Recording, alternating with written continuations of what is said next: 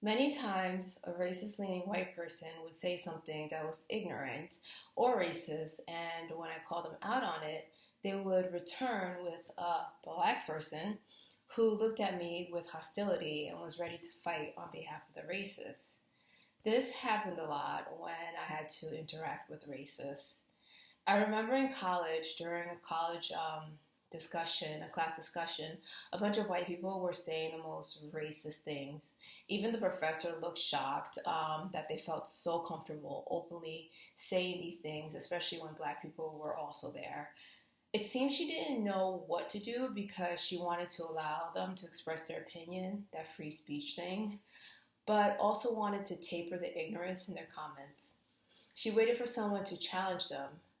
I could see that the other black people in the room looked upset but wouldn't say anything. I finally got fed up and challenged the racist comments. I was effective and the racists got mad and stayed quiet. What I didn't expect was that some of the other black people glared at me as if I did something wrong. In a different class, the same thing happened, but this time one of the black people actually started arguing with me for defending black people. It was a bizarre experience and I didn't know what to make of it.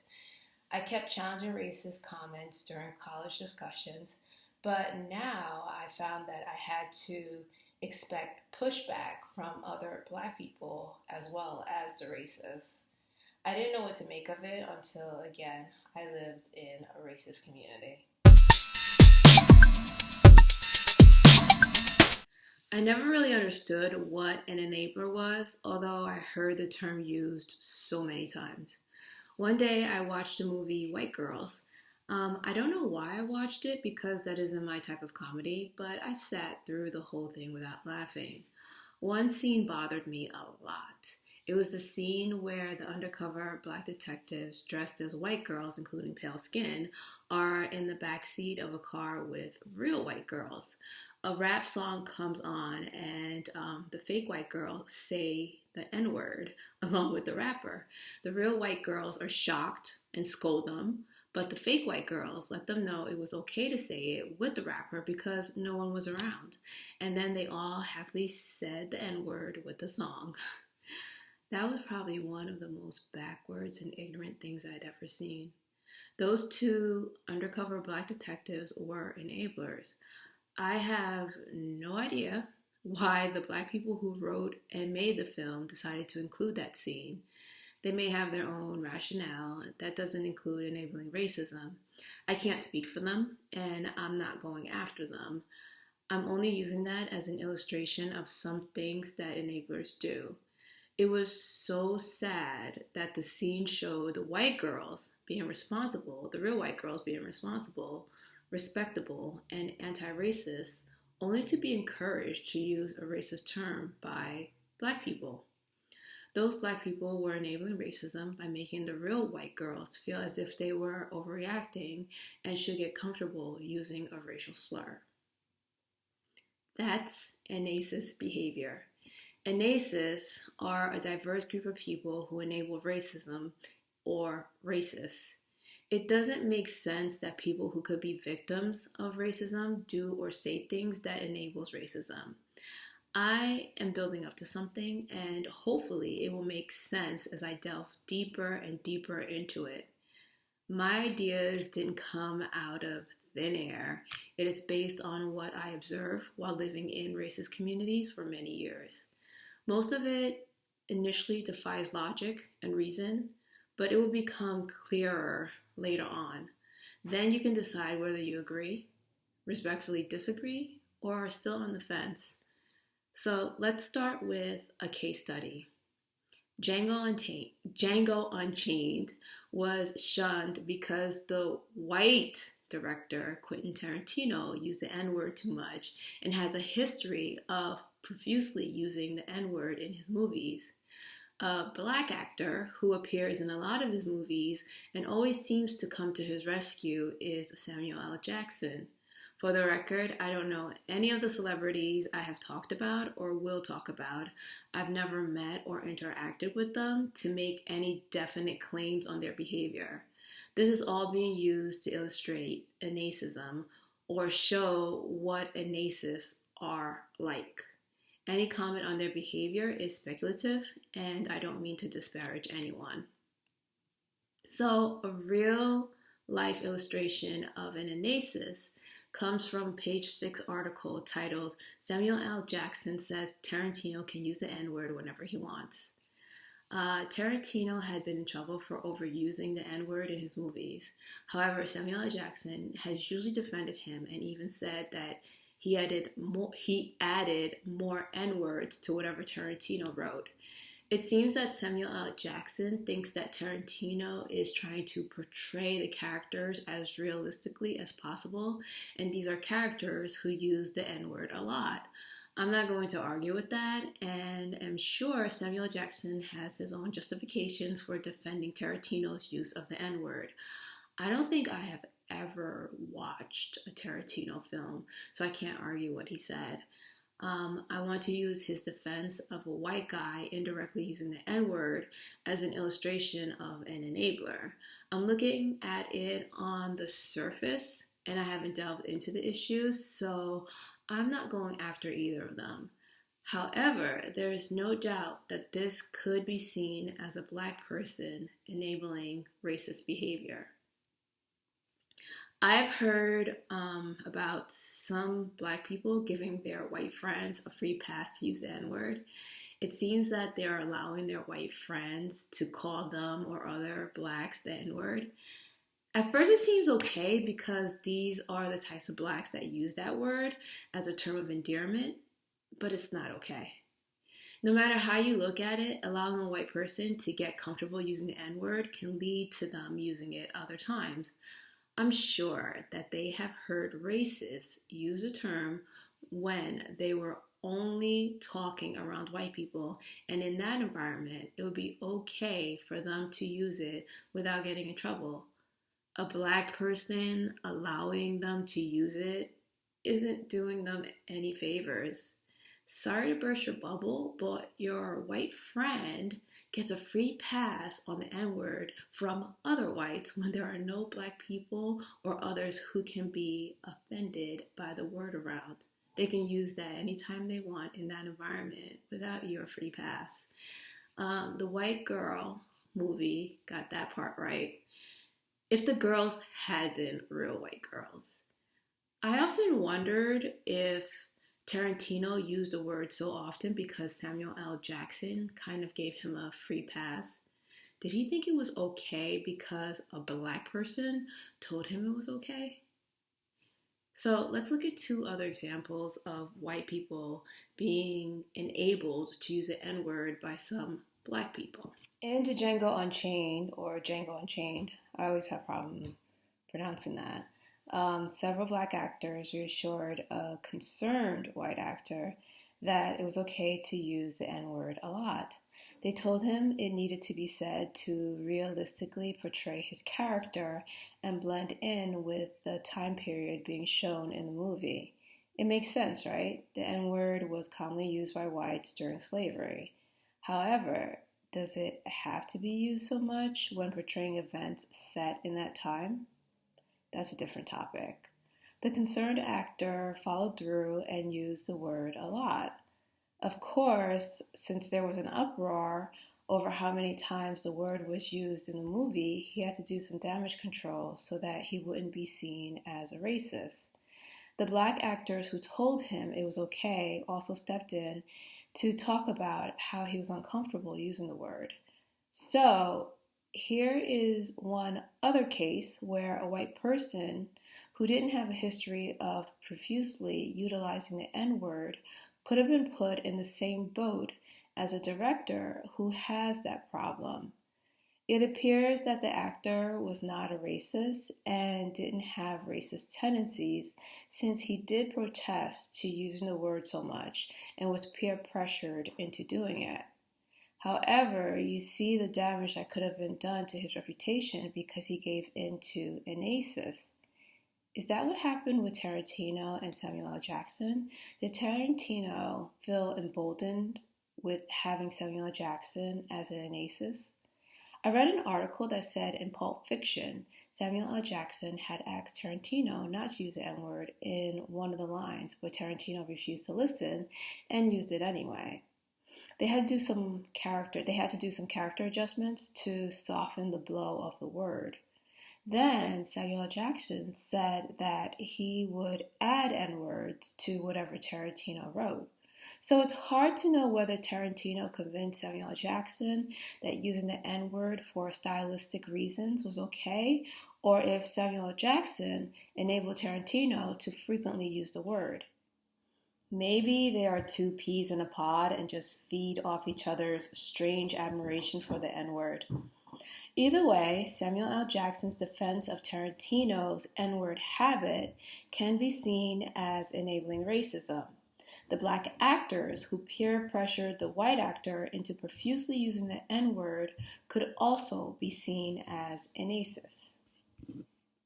I like using this movie as an example because it gives so many scenarios.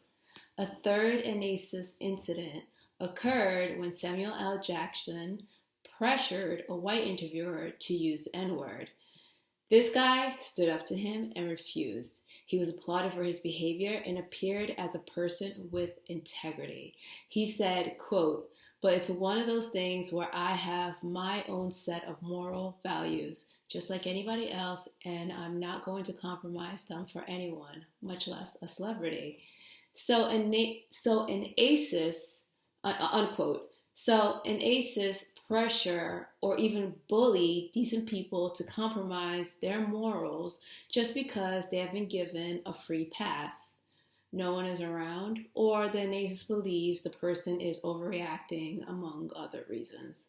The interviewer actually got some backlash for not saying the N-word and had to defend himself. He said, quote, "Whatever the video is doing today, making the rounds, is not as bad as it would be if I had actually said it." He says, "The last thing that my affiliate needs is one of their reporters going around saying the N-word and broadcasting it everywhere," unquote. The article also said, quote, "Hamilton says that his decision was in the best interest of the show and the network," unquote. So, in other words, his employer didn't need to do any damage control because a white reporter used the N-word. In current times, he probably would have gotten fired if he had used it, even though he was given a free pass by a black person. This guy's response is so perfect. I don't know what he thinks now, but he had the best approach of all three scenarios. He even considered walking out when Samuel L. Jackson pressured him to use the word. It's strange when a black person pressures a white person to use the N-word and the white person refuses and even considers walking out. What is going on in the world today? In case you are like me and wonder why in the world a white guy would have to defend himself for not using the N-word, the reasoning was that by not using it, he gave it more power. So there has been this theory that if blacks own the N-word and keep using it, it will somehow lose its power or sting. This has been the excuse for years. I didn't know that it has now been extended to let white people use the word again. It is honestly the dumbest excuse I have ever heard. After all these years of society giving into that excuse, I can tell you it doesn't work. Black people using the N-word does not make it lose its power. It just makes it more acceptable.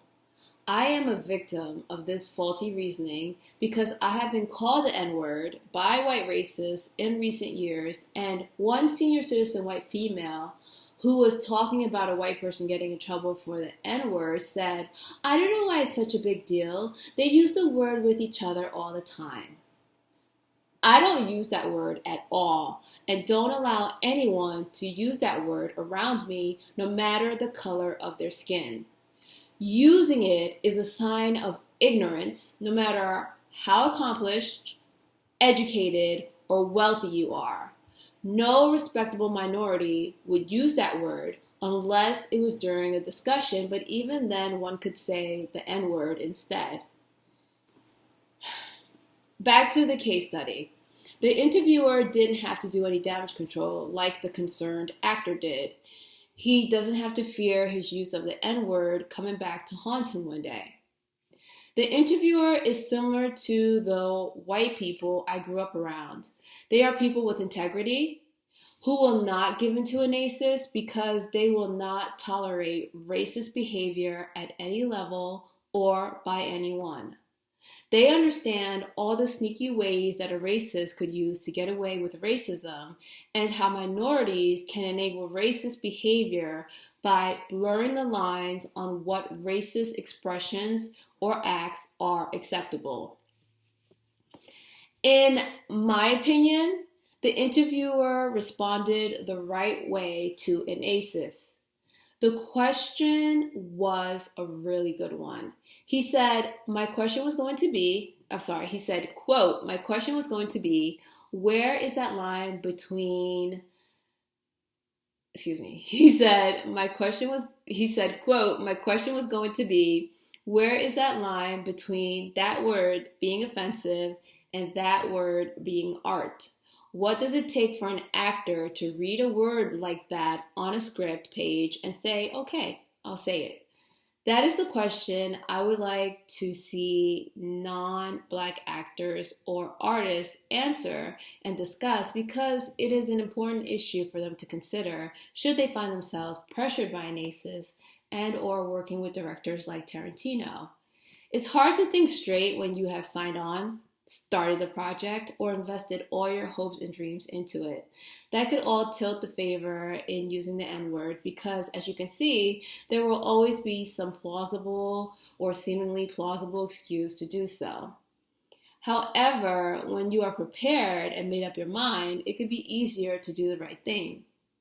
Sometimes the right thing may not appear to be what is right for your career at the moment. I used to admire the concerned actor's talent. I never speculated about his personality outside the characters he portrayed.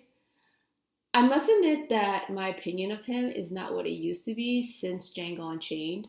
I still think he is talented based on the movies I watched in the past, and I have not seen Django Unchained. I don't know what to think about him since I have never met or interacted with him. I don't necessarily believe he is a racist, but it is now something that I could associate with him if something else happened, and I never looked at him like that before. And the whole point is to say that these decisions could affect how fans or the audience perceive you or change their opinion of you for the worse.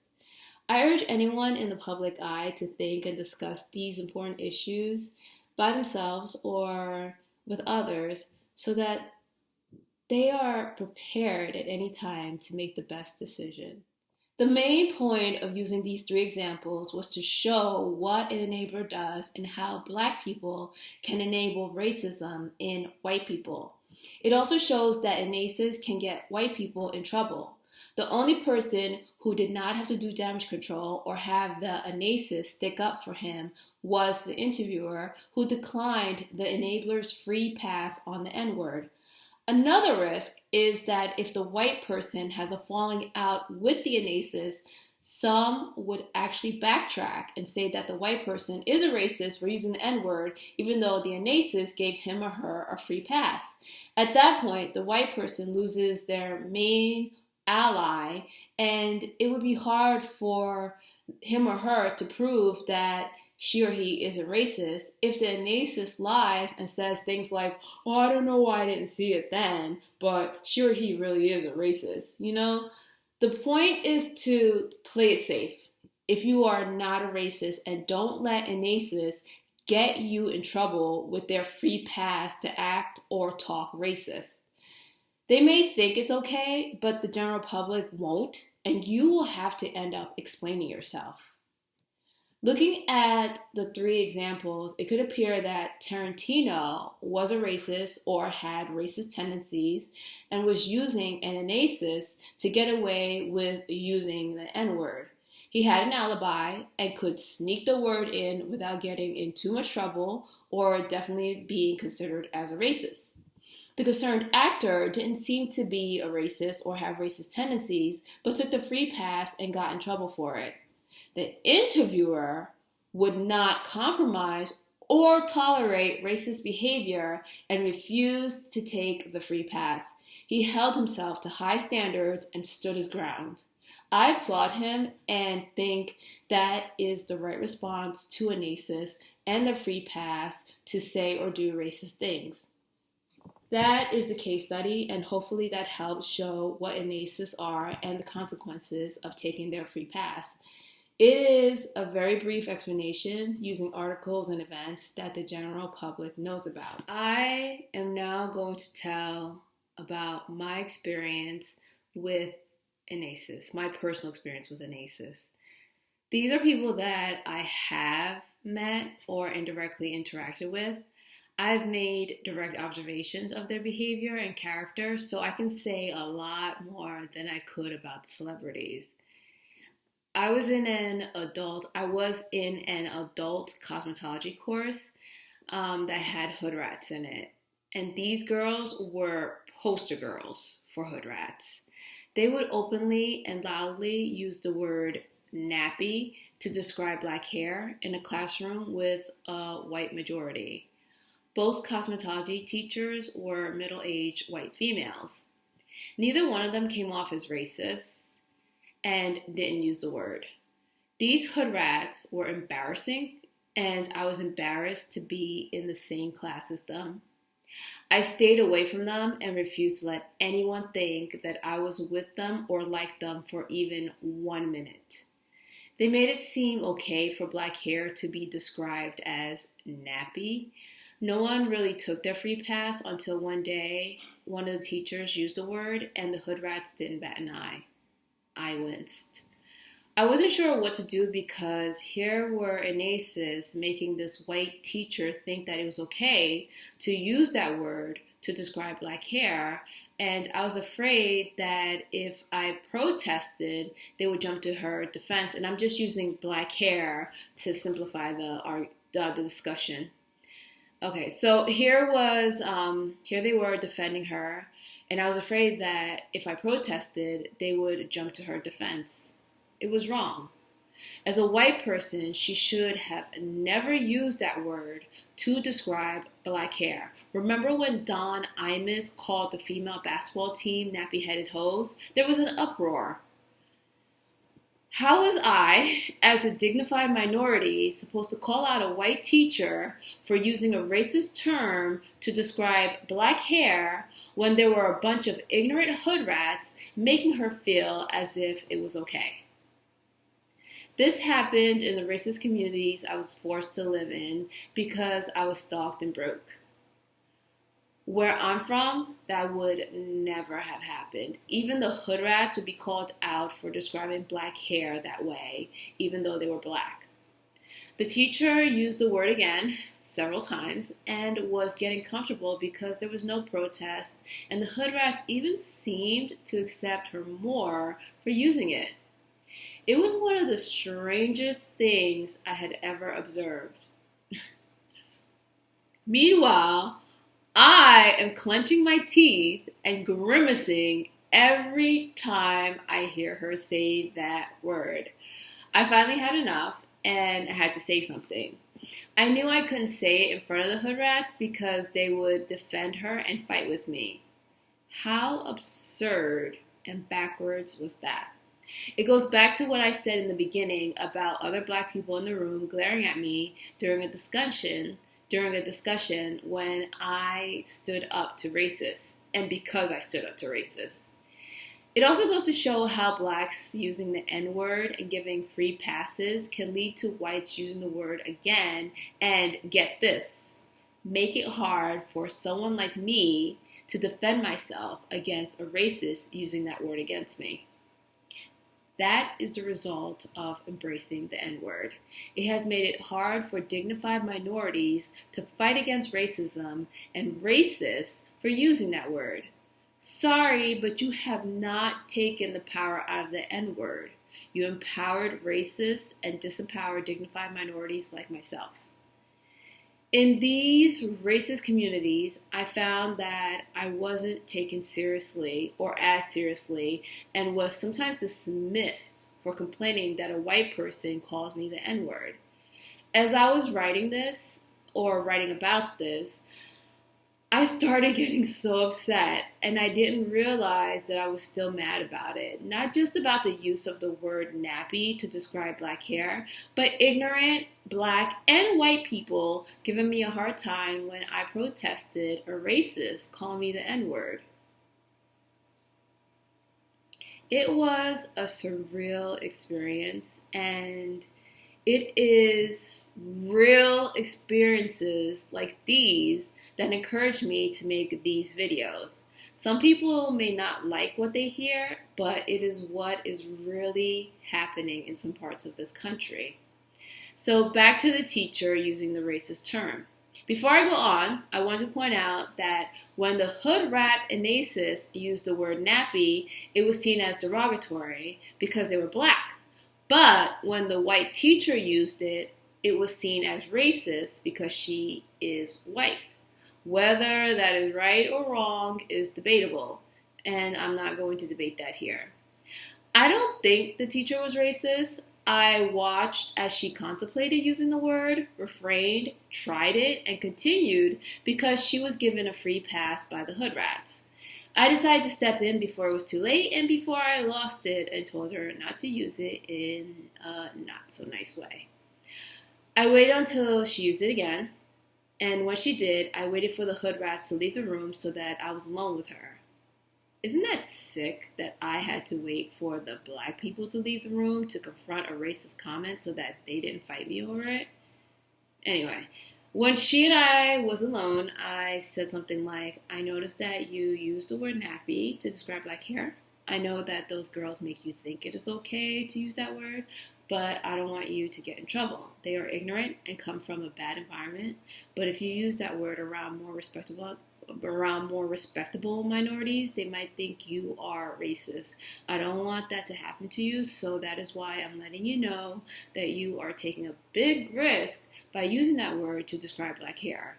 Don't let them mislead you. I don't think you're racist, and I understand why you would be confused, but please don't allow yourself to get in the habit of using that word to describe black hair because it could get you in a lot of trouble and lead to you being thought of as racist. She wasn't offended or defensive. She knew those girls were ignorant and took my advice. I was very calm because I really didn't blame her. I blamed those ignorant girls. They were the ones who introduced the word, kept using it, and made it seem like it was okay for anybody to use that word. If they wanted to use that word, they should have only said it among other black people. They knew that they were in a racist community and didn't care to protect black people from possible racist incidents based on their behavior or choice of words. The teacher never used the word again, and I was relieved. To be honest, one of those hood rat Enacists was sneaky, and if she had a falling out with the teacher, she would have used the teacher describing black hair as nappy to get her in trouble. She had already tried to get the teacher in trouble before, and the teacher was walking on eggshells around her and her hood rat clan. So it was really in her best interest to stop. You never know when an Enacist will turn on you. Well, that's all for today. By now, it should be clear what an Enacist is and the dangers they pose to both sides. This is another piece of the racism puzzle that needs to be addressed if this country is going to effectively deal with the racism problem. That's all for today.